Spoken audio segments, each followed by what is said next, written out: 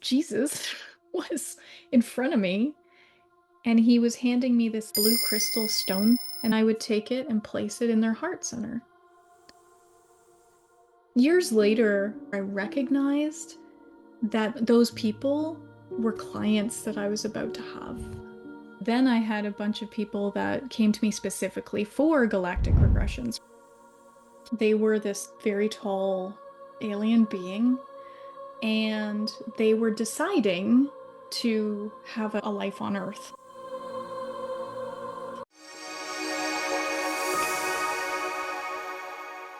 Still have questions after watching these videos? Perfect. Come hang out with me on Wake Up Wednesday at 5 p.m. Pacific, 6 p.m. Mountain, 7 p.m. Central, and 8 p.m. Eastern, where we will answer your questions live. And you never know what surprise guests might show up. Thank you for watching. My guest today is Hilary Leehane, who specializes in galactic regressions, which I have not heard of before, but I'm super, super curious to find out about. So, Hilary, welcome. Thank you so much for joining us today. Hi, Laurie. Thank you so much for having me here and inviting me out to your show.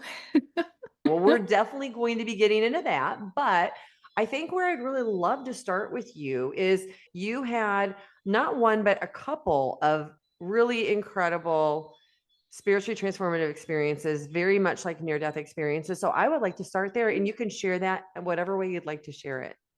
Yeah, absolutely. So I'll start when I was 21. When I was 21, basically 20 years ago, I had an experience where I was sleeping. It was the morning time, and I suddenly was going through a tunnel really, really fast up into a light. And the tunnel, I can see it. It's funny how these memories are so different from your regular memories, but you're going through the tunnel and there's colors, there's some reds, there's some purples, but the light is coming. But the biggest thing that stood out to me in that one was as I was shooting through the tunnel towards the light, there was this beautiful choir in the background, like angelic, and it just got louder and louder and louder as I was approaching the light. Um, I didn't get into the light. Like many people say, I sort of slammed back into my body and woke up. Um, and of course, that was a long time ago. And at 21, I had no idea really of anything like that. I hadn't really, well, I hadn't even looked at NDEs at that point. No idea. So fast forward 10 years later, it's so weird. 10 years later, at around 31, I had another similar type experience where I was sleeping again in the early morning. And I was suddenly on this like, it felt like I was on a beach laying on the sand and the water was sort of coming up over my legs. And then I sort of rose horizontally out of my body and into this beautiful light. And the feeling was such that, I mean, you hear it talked about all the time, but this feeling of just total connection, total love. I mean, love doesn't even encapsulate what it was, but um, and I was like, I'm dying. I'm thinking this, right? I'm dying. I'm okay with that because it was so wonderful in this light. And immediately I had the thought, well, I don't want to leave my partner at the time. And so there again, as soon as I had that thought, slammed back into my body. Now at 31, I was actually training not to be a hypnotist, but to be an industrial designer, so to design product. And I was going through college, university for that. And so I didn't think much of it. But I did start while I was in college and university to go down this sort of this rabbit hole of suddenly out of nowhere viewing NDEs on YouTube. Now, at the time, there wasn't that many, right? There really wasn't. So I blasted through them in a matter of weeks, maybe a couple months or something. And it became obsessive. It's a good word for it. And I thought to myself after a while, I thought, why in the world am I so obsessed with this? And Uh, I graduated. I did my thesis in industrial design, and I graduated, and I went out into the work world, down into corporate, and immediately my soul was like, "Nope, you're done." And I had this like huge crash, ended up with a neurological disorder. Won't get into all that, but I had to stop my life completely. Let go of, I had two jobs at the time, let go of them. And I had to heal. I had to heal. And hypnosis helped me heal somewhat. And so when I decided to get back into the workforce, I decided to train in hypnosis because it helped me so much. Now, at this point, I'm NDE crazed. I've had spiritual experiences, and I was very attracted to like learning and learning and learning about spiritual type hypnosis. And so I learned some QHHT, I learned past life regression, I learned life between lives, and uh, and I just gobbled it all up, right? I just couldn't stop learning about it. And in so in 2020, I opened up a clinic and I started seeing people in person. I know, crazy, 2020, deciding to open up a business in That's person. not the best timing, Hilary, at all. You know, right? And but I helped a lot of nurses at that time. There were people that needed things like this. And the nurses, we weren't working spiritual stuff, but we were doing emotional stuff. And so I saw a lot of people move through emotional work but on the side I was doing like a ton of spiritual work as well. And I started to see people online for spiritual work because at that point then I was putting myself out online. I was going to conferences, I was doing online summits and being interviewed on YouTube. And so people were coming my way for spiritual type work. Um, but that is sort of, yeah, how I got into it. There's another whole spiritual story I can talk about too, but Yeah, well, I a little, definitely want to ask you a couple of questions before we go into yeah, let's something go ahead, else. ask questions. Well, first of all, an observation. Yeah. The confirmation for me that these were spiritually transformative experiences is the fact that you could not go into this corporate job, like you got pulled out to do something that was spiritual. And I Yeah. hear this over and over again. Near death experiencers, it's not like they have a dream and it's super real and they go change everything about their life. They have an experience that brings them back from that experience changed in some way. Yeah. So I want to just say that that to me is always a big marker of somebody having a real Mm. experience because of how their life becomes different. But I have some real specific questions I want to ask you about this because you caught my attention with a comment that you made as you very first started describing that experience at 21. And you Yeah. said, my memories of this are not like regular memories. Will you Mhm. explain to us what you mean by that? Yeah, I'm getting chills talking about that. I love Oh, when that happens right. so much. So when I think about those memories, oh my gosh, what's happening here? I'm getting like emotional. Um, oh boy. So when I think about those memories, it's like I'm there. It's like I'm like in it, having it happen right now. As I talk to you about it, it's almost like I'm not even in the chair. I'm I'm like out there in the tunnel, right? The light's there. And so I guess how it differs from like thinking about what I had for breakfast this morning or something, you know, um, it just feels different. It looks different.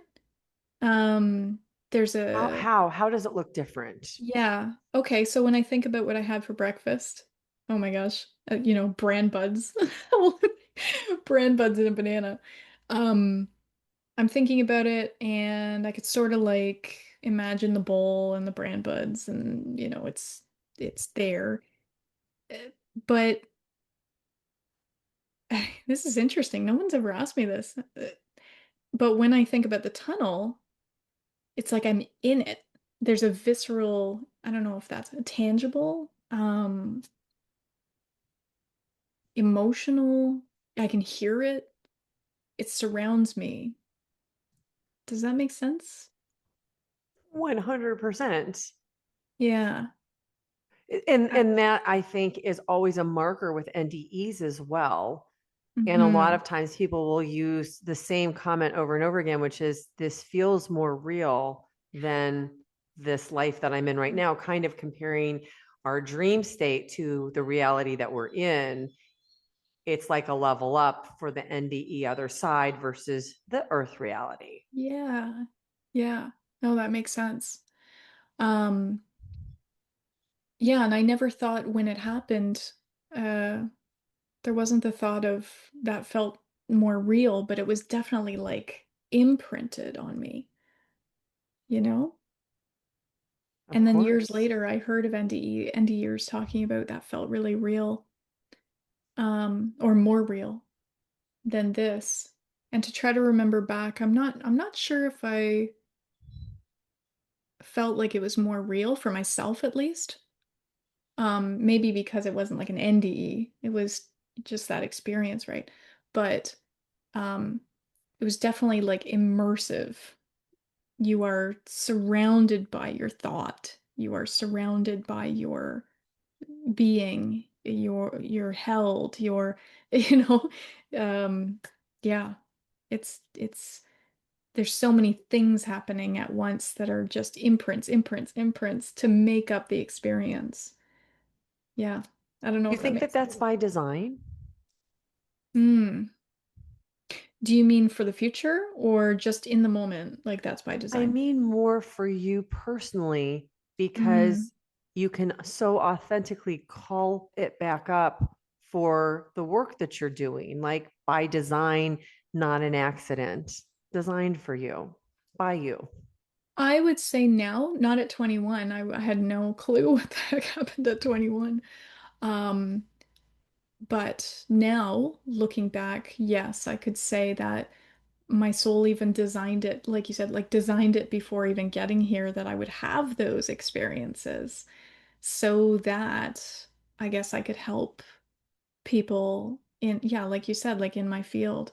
When I first started in my field, beside helping people with emotional work, I was working with a lot of near-death experiencers to help integrate their experience, right? So integration, or like, you know how a lot of them feel like they've got one foot out of the body, one foot in the body, helping them to stay in the body, um, helping them in all kinds of ways. But anyway, if I hadn't have had those experiences, not that they're exactly like their experiences, but it certainly helps me understand at some level, um, at a helpful level at least, what they're going through, you know, Of course. No, it I makes so think. much sense.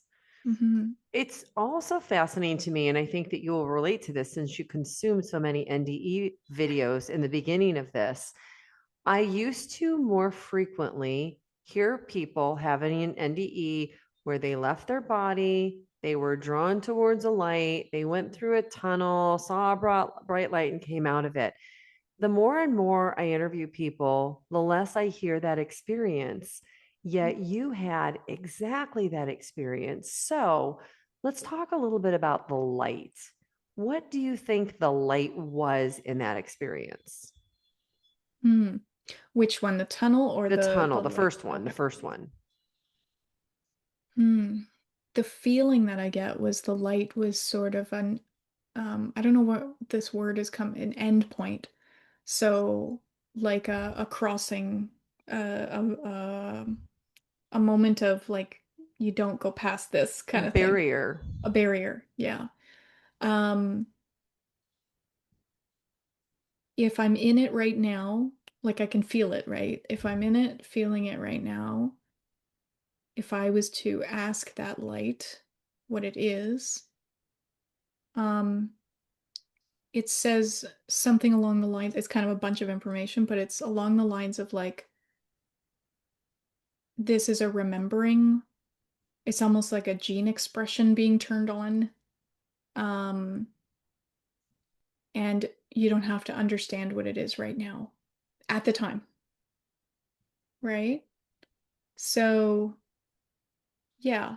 And a loving light, but I didn't know. I wouldn't have known.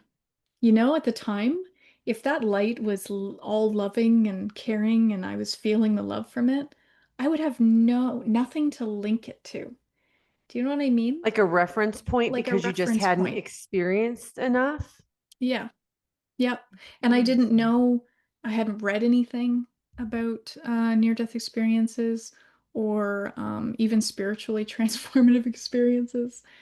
Um, so I think even if I did feel the love, which I didn't in that experience, the thing that mainly stood out was the choir. That's Um, exactly where I was going to go next. yeah. So the thing that stood out with this was the choir. But if I had even felt the love at that point, yeah, I don't think I would have. It would have been a wow experience, but I would have nothing to relate it to. Um, because I would have never heard of the loving light before, you know? And Hmm. I grew up in a family where we didn't have religion of any kind. So I didn't even have that to relate it to, Wow. Let's you know? talk about this choir a little bit because Hmm. music is such a big part of our human experience here. Mm, I love it when it comes up in one of these out of body, other side experiences. yeah. So, the choir, was it instruments? Was it voices? Yeah. It was like, um, I'm always a little embarrassed to do this, but it was like like getting louder and louder and louder as I Female, approached. male, both? Female, it sounded like. And have you, since that experience, ever heard anything that was like a gut recognition of a sound from the other side? So what comes to me, but it's male and female, but what it comes to me is I don't know if you've ever heard of Hue, Hu. If you look it up, yeah, if you look it up on like Is me, it a woman and she does sound bowls? no, No. it's it's it actually is. I'm hearing it right now. It is. It sounds very much like that. So the male version, so when you listen to it, I think it's like an hour long. And when you listen to it, it's this deep guttural hue, right? And then there's women singing it as well, and it's different levels. So if you listen to that, that's what it sounded like. When it gets to the women, and it's like this. Now, in my experience, it sounded like ah, right? Ah, but it's the same. I don't know how to explain it exactly, but it's Tonality the same. almost. Yeah, yeah. So all it is you go to Spotify or Apple Music. I'm not sure exactly if Apple Music has it, but if you look up HU, that's all it is. It's just HU, and it's beautiful. It really is. I listened to it years ago when I was having a lot of anxiety. I listened to it in the mornings, and it was nice to release some anxiety. I'm Hmm. so glad you shared that. Yeah. That's great. All right, let's talk about the experience you had at 31 because it was a little bit different. Yeah. I'm curious when you said you left your body, did you ever at any time look back at the body in the bed or look at the spiritual body that you were in? No, no. It was it was more the feeling. So it was almost like I knew I had legs or I knew I was a body, let's say, on the beach. And I can only like imagine it's a beach because there was like lapping of waves, right? And I felt the waves over my legs, would have been legs. And then I rose up out of the body. And at that point I didn't look down. I was just going up and up and up, kind of horizontally, and into this just magnificent light. I didn't see anything in the light, it was just light. But I was so okay with dying. I'm dying. I'm okay with that. Like I was just fine with it because I was yeah, it just felt so wonderful. Um Now the interesting thing, and this might be in your question list for it, um when I think back on it, I try to think, well, what was it? Like, was it a past life? Was I re-experiencing maybe like I died on a beach in a ward? I don't know what, right? Like, what is this? And I don't know. I don't know. Like, I've never been really given a straight answer on that in me. But yeah, I never looked back. I didn't see the bed or me in it because in my head, I guess I was on in the water, like on the beach. But I didn't look back. I didn't see anybody there. I just went up and looked up. And then as soon as I said, oh, I don't want to leave my partner yet, it was that bang down, right? Like, you know how it is.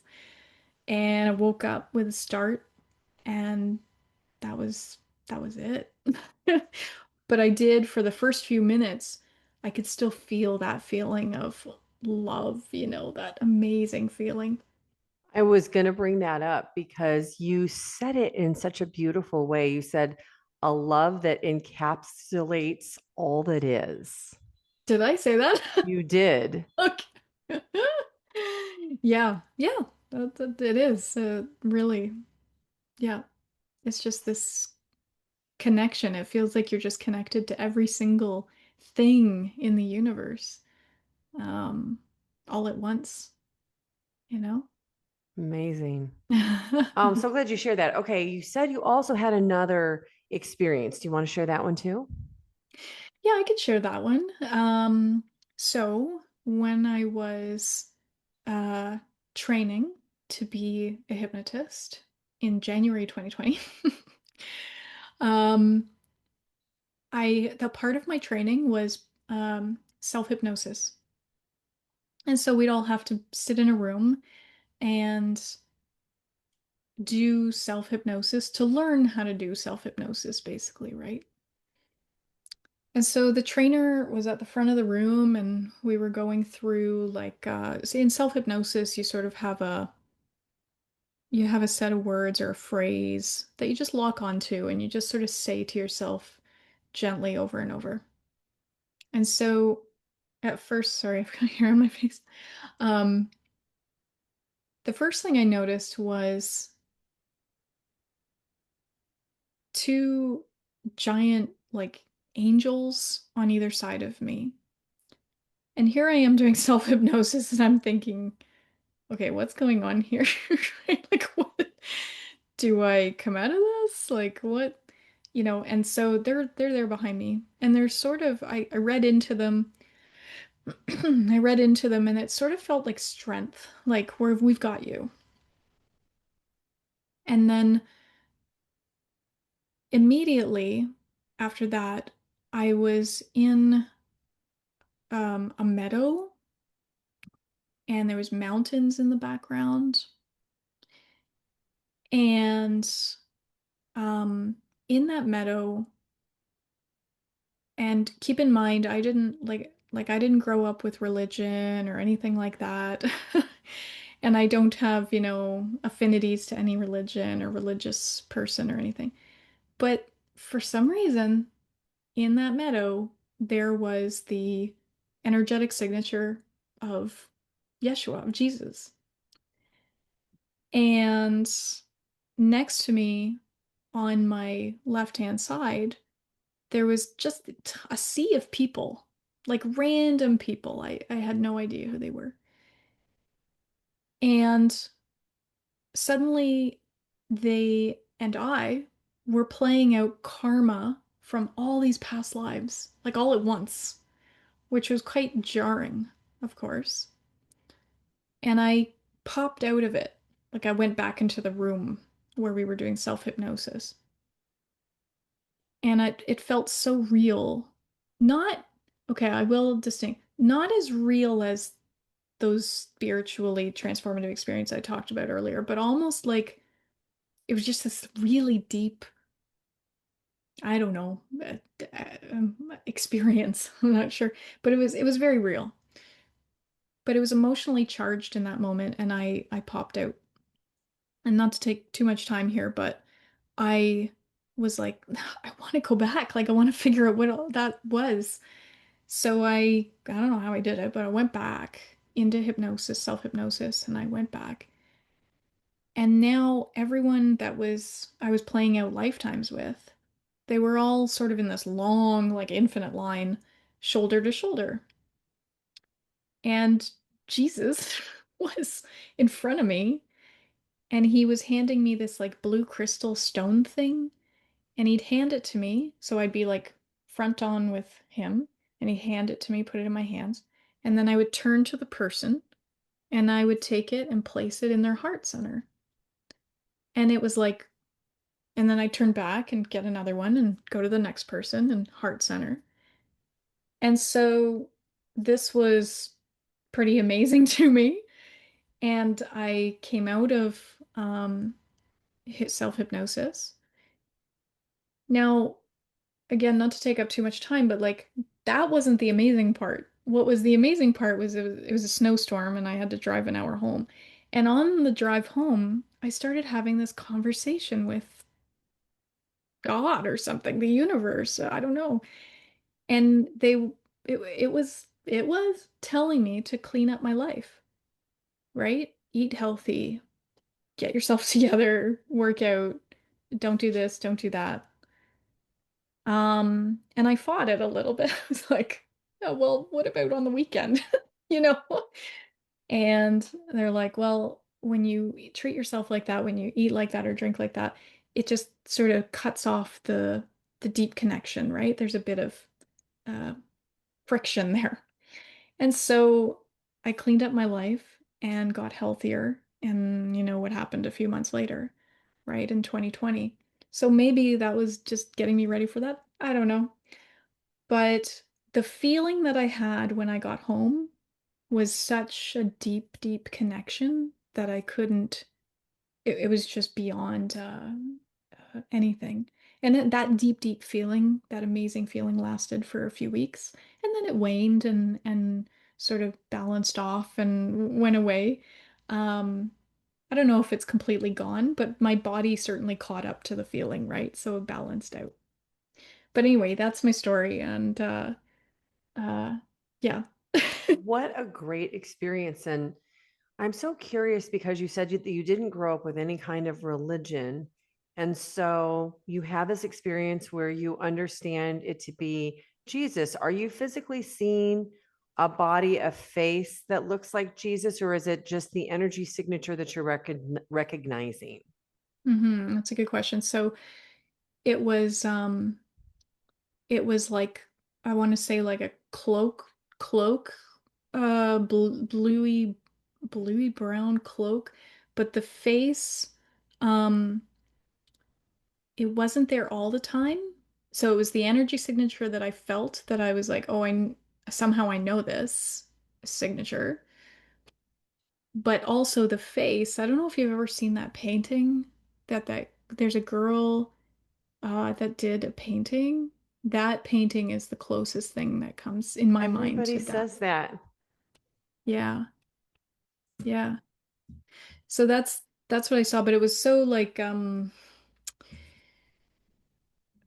and out. I don't know how to explain that, but it wasn't like there he is, he's tangible, physical. It was sort of just this coming in and out look to it, him. And did you have any kind of communication either to him or from him? No, no, it was like just silence. And it was a knowing when I came back. So my mind got really taken aback by all these people and then taken into all these karma, like all at once. And so when I got back, To answer your question, no, there wasn't any interaction between him and I. It was just me sort of looking over here. And then when I went back, the only interaction was just this knowledge that I was supposed to take this stone or crystal thing and place it in the person's heart.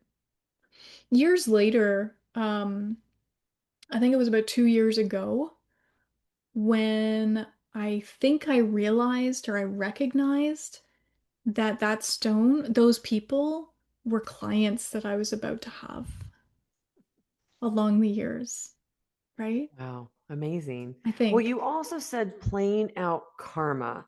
Hmm. So, in a sense, when you just described it again and said it was all happening at once, and so it was a little bit confusing to understand and recognize, you sounded to me a little bit like what near-death experiencers describe as the life review.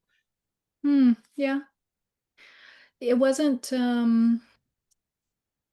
so it wasn't linear lifetimes. It was almost like it was the moment so how do I describe this? Imagine imagine all your lifetimes all right beside you, but the only moments that you're seeing from those lifetimes are the like cataclysmic moments, the moments of like death or backstabbing or like the bad moments. And so that was what was most jarring, right? So in my mind, as I say this out loud now, in my mind, maybe uh, I'm balancing those karmic relationships. I don't know. You Maybe. mean because you're now taking that stone and putting it in somebody's heart center, it was Yeah, somehow paying it back? maybe. Hmm. Maybe. Yeah. I like this because this is no one's ever asked me this stuff before, and I haven't really gone into it in my mind, this deep. So I like these questions because they're making me like feel and the answers and think about the answers. That's beautiful. Um, I love that. I yeah. love being able to do this. Like this is such a gift to be able to have these super deep conversations with somebody like you. I love it. Aw, thank you. Yeah, thank you. So you're playing out the karma, you're Mm. putting this stone into people's heart spaces. Have you figured out what this crystal stone was? Throughout the years, uh, people now there's other people bringing it up to me that it might be a lapis lazuli. Oh, I don't know. interesting.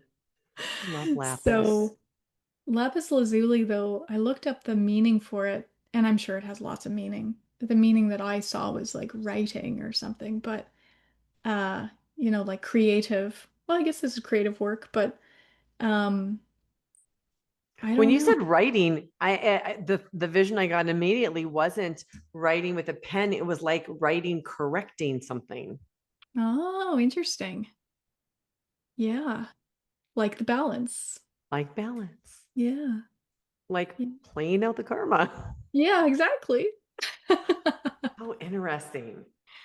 So you come back from this, and this Mm. must have been surprising because I would imagine in the non religious upbringing, the last person that you would have expected was Mm. to see Yeshua, Jesus. Yeah. And what type of a role do you think he was playing for you in that experience? Mm.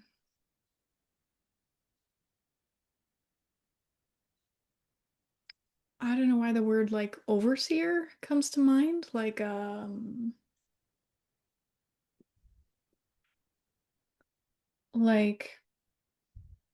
just holding me up through it. Um, yeah. I hear the word overseer, but to me, I'm trying to understand that. How Um, old were you when this experience happened? I was 35. Okay. So you've had a couple of years to process it, not Yeah. super long. Have you had more connection to or experiences with Jesus since that? Not like that. No. No. The only, oh, I shouldn't say the only, but um I don't do it out loud for people, but I do sometimes channel that that he comes through sometimes. You're not the first person. I had Judah, who the collective that channeled Oh, okay. Yeshua on the show once as well. It was really Oh, amazing. wow. Yeah. And so He's out there. He gets around, that he guy. gets around, yeah. The thing that I notice with Yeshua is he's very funny. Like he thinks he's very funny. Very uh just likes to be silly and and comes through and it's really funny. My husband channels now, he writes a lot. And but like a year ago, we were kind of joking about it this morning on the podcast because this morning's podcast was about channeling. But uh he would all when he knew Jesus was like coming through, he would like go into questioning mode, like, can you answer this for me? Can you answer that for me? And I'd be like, no, because he would recognize that he was there. And but I'm too embarrassed to do it out loud, like on out, Oh, don't in worry about it. public. No, that's okay. That's all right. All right, let's talk about this hypnosis process that Yeah. you've been doing because I actually would love for you to share an experience that I heard you talk about on another interview.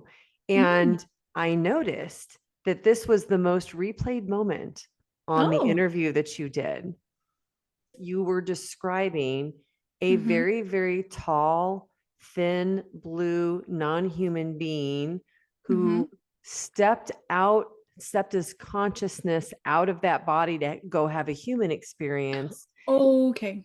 Yeah. So this is a client. There was a client that went into a past life, but in that past life, they realized and recognized that they were sort of on this platform, um, almost like a uh, what comes to me is like a ship platform. Um, but in the experience, they realized that they were this very tall, uh, yeah, alien being, and they were deciding to have a life on Earth. So that decision was made, and then they came to Earth, and it's sort of known that when they leave Earth, they'll go back. It's sort of like their body is just waiting somehow for them to go back to that body. Yeah. That doesn't That's, really surprise me though, because no. I guess if I hear people talk about the difference of time on the other side, they say Hmm. things like it's like they saw you yesterday and they feel like they're going to see you tomorrow.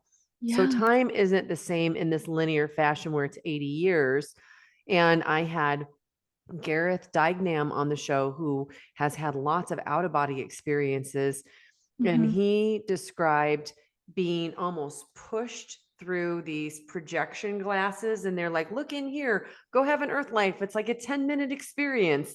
And then as he started to go through it, he was like, oh no, yeah, 10 minutes to you, but oh my gosh, now I have 80, year life here. Shoot, what did I do? And so Yeah. that's what you reminded me of when you said that. Yeah.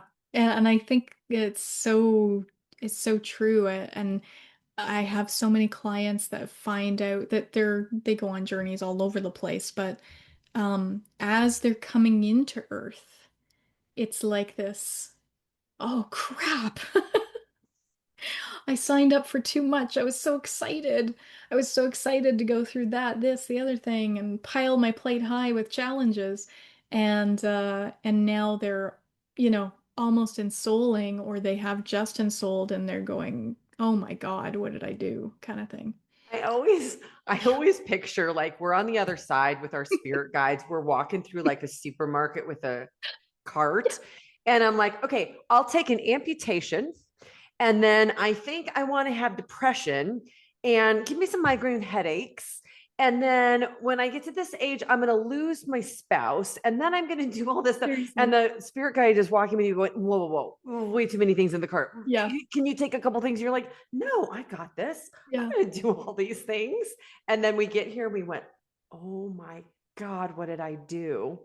Okay, so Laurie, like what you just said about the supermarket, that's where I go with my clients when we're putting stuff back on the Shut shelves. up.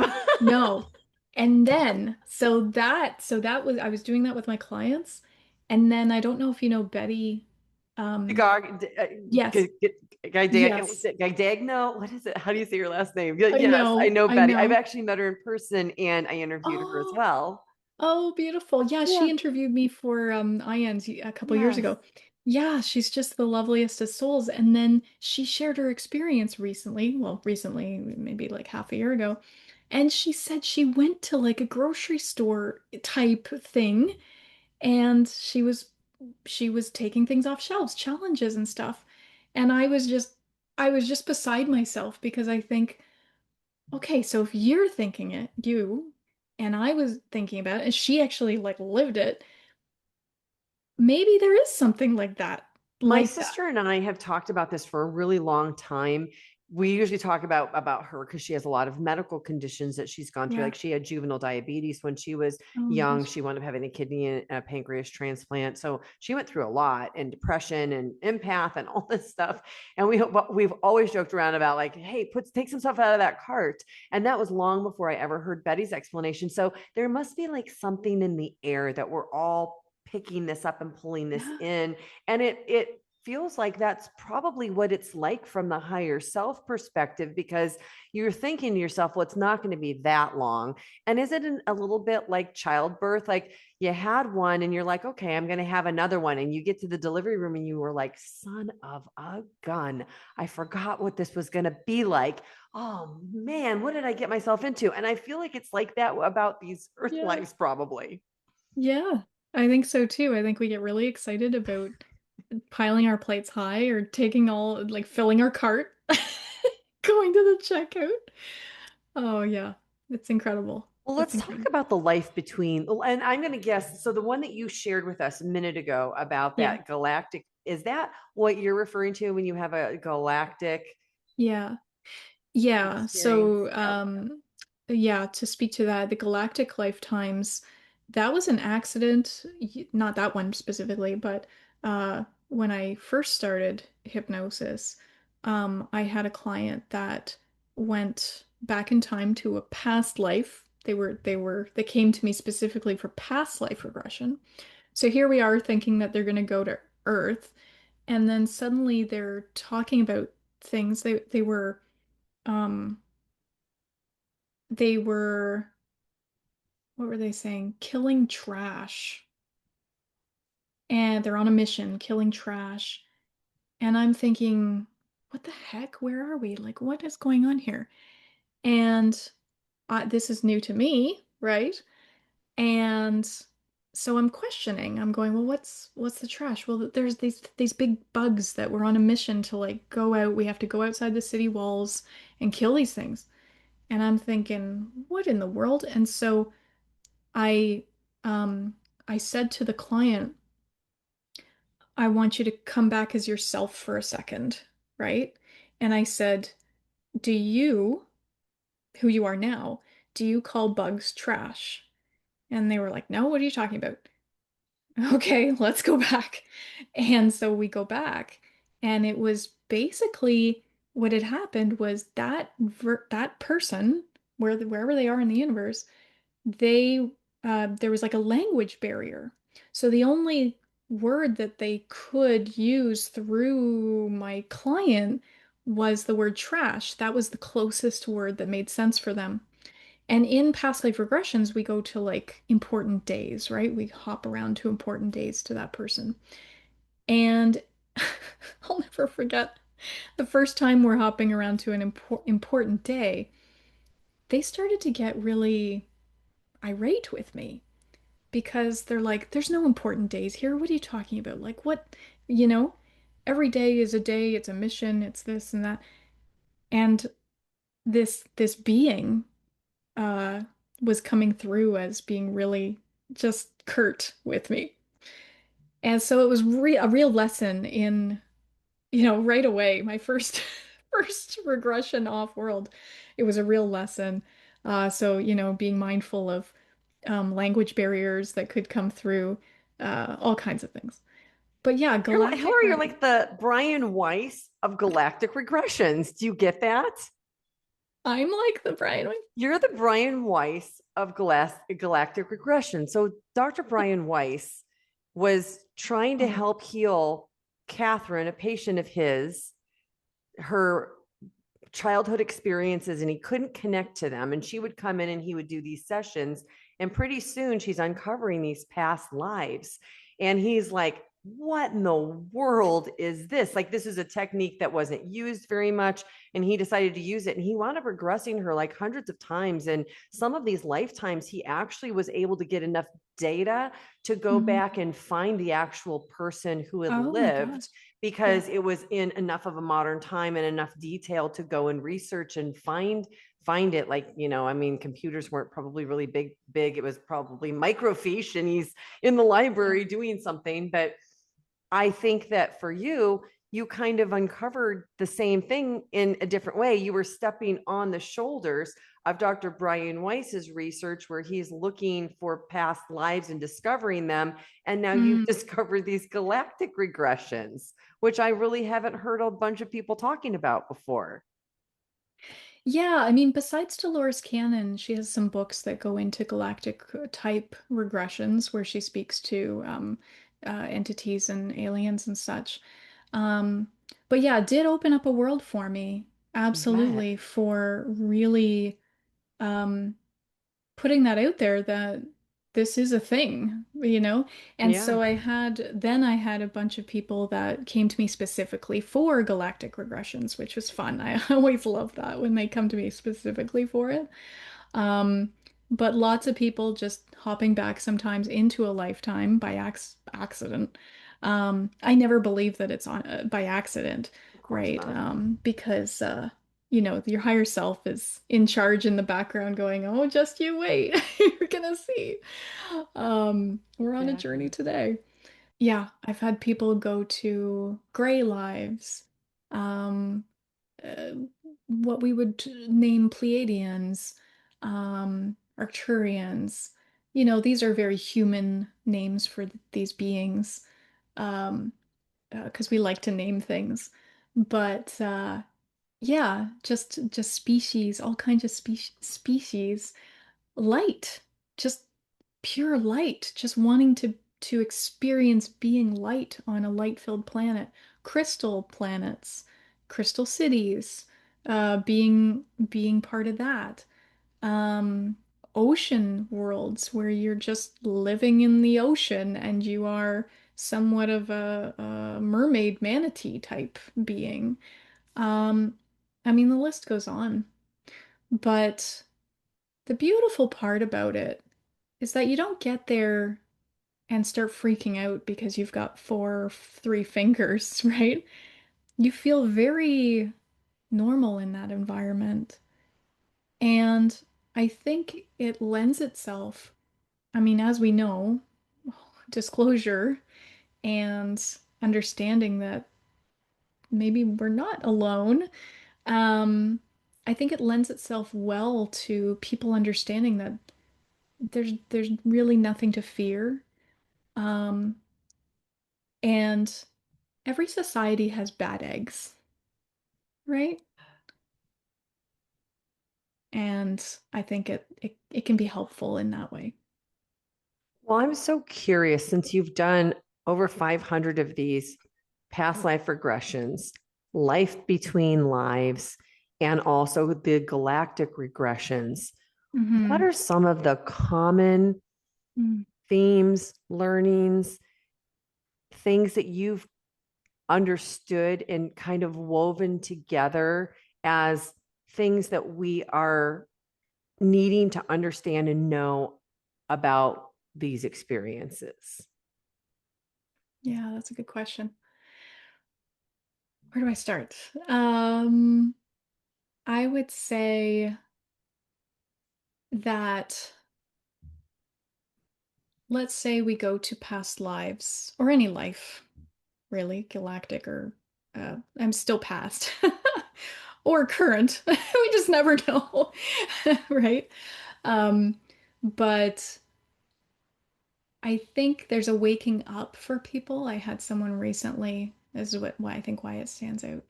Someone recently recognized that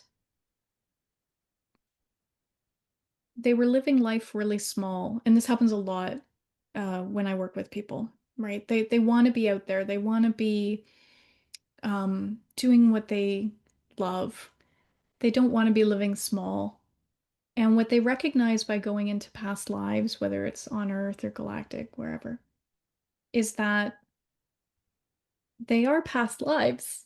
And that means that we're infinite.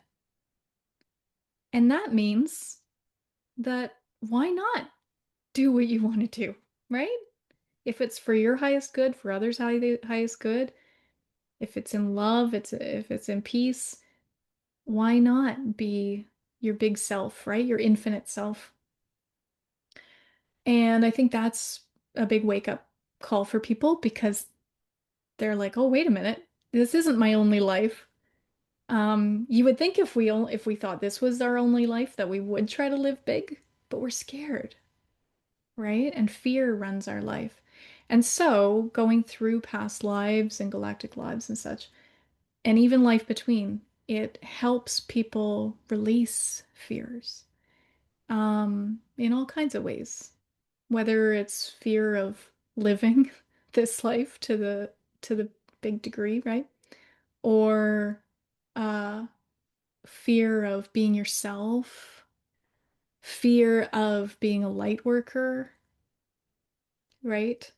Helping others, all this kind of stuff. I mean, it's endless. But I think that's the biggest takeaway for people. I know it seems simple, but I think that's a big takeaway for people throughout these sessions is that they do wake up to who they are. Maybe they remember who they are.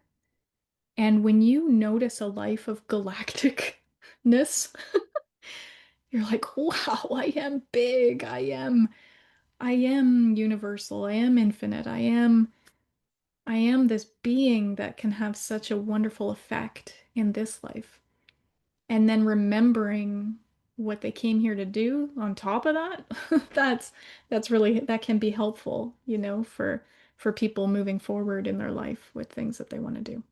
I hope Absolutely. And it's funny because you said if you really knew that you were infinite and you had all of these other lifetimes and you would live your life bigger because you would step out of the fear, what have you personally done differently because you understand this?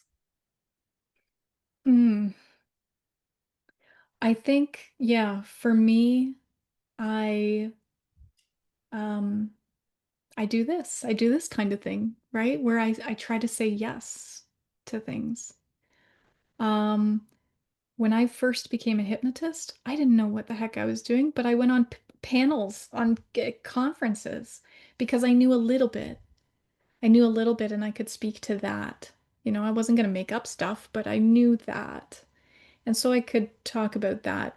And I think not become a yes person to everything, right? You have boundaries and such, but I think it releases that fear of coming the fear of like coming here and knowing that I'm here to help people and even if like one person is helped today by watching this, that's enough for me, Hmm. you know? I love that so much. Well, I would imagine there are people who are watching who want to know how to connect with you, how to work with you, how to have a galactic regression. So tell people how they can get in touch with you. Yeah, so I imagine in the show notes, in the description, there will be my website. There's a one-on-one Well, say what your time. website is and spell it because I know a lot of Oh, yeah. people don't just watch it, they listen. Yes. So it's So the name of my business is called State of Mind Hypnosis. And so the website is SOM for state of mind, SOM hypnosis, HYPNOSIS.com. Perfect. And uh and so there you can find everything there. There might also be a link below to my community where I take people throughout the month through group journeys, past life galactic we're doing this month, and life between lives today, or not today, this month we're going to see the council with questions. Well, So explain what the council yeah. is. Yeah, so the council is found in Life Between Lives sessions. And the council is sort of a group of beings, I want to say, uh, who are very helpful in terms of like releasing, answering questions, but also releasing self-judgment, anything that we like beat ourselves up for during this life. They're really good at letting you know how held you are and how good you're doing, and just tons of wonderful information. Of course, it's different for everybody, but the The people that council's are different for everybody? no, well, yes and no. But it's different. Of course, each person coming to the table is going to have their own like questions about their own life, right? Sure. The council, it's interesting. I have mentioned this in other podcasts, but what I'm finding really fascinating right now is the council used to be almost like going into a courtroom and behind pedestal type, right up. And I don't find them there anymore. And it's not like clients are talking to each other saying, this is what they look like now. But they've moved, in my sessions at least, they've moved from up above to a round table, like a boardroom table. And they're all sort of sitting around and you sit with them and you ask questions and you get answers and stuff like that. So I found that really interesting, how it's almost like the life between is changing to suit our feelings or what we need, right? We don't need them at a higher level, feeling maybe judged or something. Um, it's more collaborative feeling now. I don't know, just something I noticed. I love it. I'm glad that you Yeah. shared that. I think Yeah. all these nuances are just little individual puzzle pieces that help people connect more and more to understand more and more because nobody has all of the answers. No. And we all have little bits and pieces from our own perspective, and it adds to the whole. And people can take in what resonates and leave behind what doesn't. And it's just so beautiful. So I'm so glad. So I want to ask you one last question. Yeah, yeah. Hilary, with all these experiences, what do you feel like you know for sure? Oh, that's good. Um, I know for sure that love is what personally I strive for now, to stay away from fear and to try to just be in love. And in love can mean in love with my body, my cells. I love talking to my cells of my body. In love with the world and experiences. And I'm no guru over here, right? Like I get sucked into fear just as easy. But I try to make it a habit of remembering to come back to center, right? To come back to love. Um, and try, I know it's so hard, especially nowadays, but trying your best to see others as soul. Because if we subscribe to like the idea that I'm a soul, that means that my neighbor is a soul. That means that the homeless person is a soul. That means that, that annoying person from work has a soul. All this stuff. So just knowing that they are just going through it too. And when you can open up that compassionate mind more and more, You will find that you're more compassionate with yourself, and others. And I think that's the space to try to live in your best. Try your best, especially with the world Absolutely. going on. So I'm curious for people who are watching, if you could have one type of regression, would it be a past life regression, a life between lives, or a galactic regression? I'd love to hear that in the comments. You can just write one of those answers in there. Hilary, this has been a fabulous conversation. We went deep. We Thank talked you. about some really cool things, some topics I haven't had a chance to explore on this channel. And I want to thank you. Thank you Aw, so much for what you are doing to help wake up the collective. It is so needed right now. thank you, Laurie. Thank you. And of course, this show is absolutely nothing without all of you who tune in to watch, to listen, and to share these beautiful experiences with somebody who needs them. If you still have questions, you can join me for Wake Up Wednesdays live at 5 p.m. Pacific, 6 p.m. Mountain, 7 p.m. Central, and 8 p.m. Eastern. Thank you, everybody, for watching. This channel's for seekers, for hearts who remember there's something more. Subscribe to join the awakening.